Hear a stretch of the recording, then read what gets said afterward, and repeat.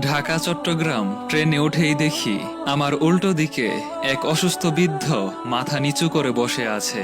Ticket দেখাতে না পেরে ভদ্রলোকের চোখে মুখে এতটাই অপরাধী ভাব যেন এক খুনের মামলার আসামি। টিটির অকথ্য ভাষার গালাগালি আমি টলারেট করতে পারছিলাম না।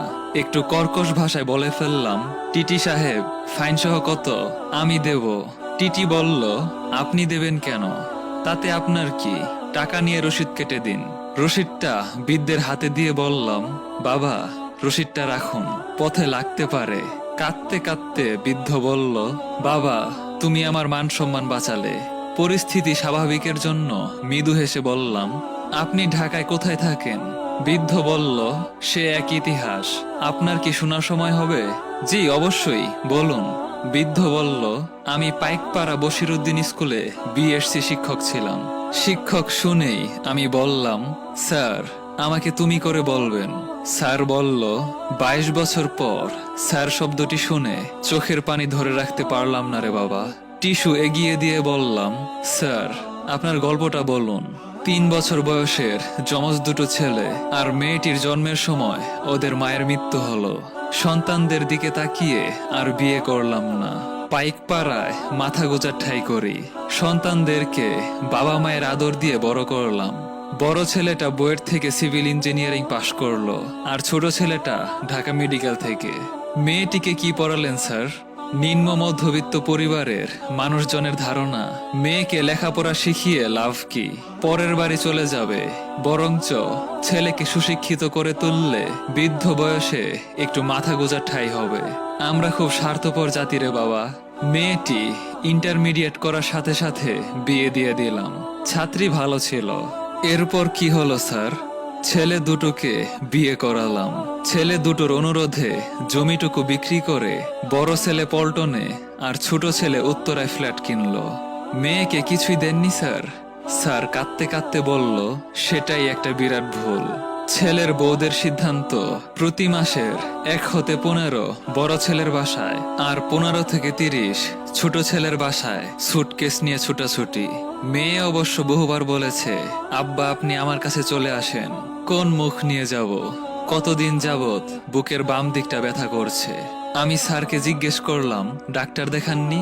স্যার মৃদু হেসে বলল, আর ডাক্তার? ছোট বৌমাকে বললাম, আর কয়েকটা দিন থাকি। সে সুটকেসটা বাইরে ফেলে দিয়ে ইংরেজিতে বলল, সি ইউ নেক্সট মান্থ। বড় ছেলের বাসায় গিয়ে দেখি তালা মারা। দারোয়ান বলল, ওরা 2 সপ্তাহের জন্য মালয়েশিয়া গেছে। তারা জানে নির্ধারিত সময় অনুযায়ী আমার আসার কথা। পকেটে বিষ কেনার পয়সাও নেই। তাই ভাবলাম মেয়েই শেষ অবলম্বন। আপনার মেয়ে কি করে স্যার? মেয়ের স্বামীটা খুব ভালো। ওকে শাহজালাল থেকে কম্পিউটার সায়েন্সে পড়িয়ে ওরা দুজনই প্রাইভেট ব্যাংকে আছে। আমি বললাম, মেয়ে যদি আপনাকে গ্রহণ না করে? স্যার বলল, মেয়ের পায়ে ধরে কান্না করলে আমাকে তাড়িয়ে দেবে না। এত আত্মবিশ্বাস। মেয়ে কি জানে আপনি আসছেন? স্যার বলল, না, আমার তো মোবাইল নেই। নম্বর দিন, আমি কথা বলিয়ে দিচ্ছি। না না বাবা, মোবাইলে তো মেয়ের পা ধরে মাফ চাইতে পারবো না। পরে যদি নিষেধ করে দেয়?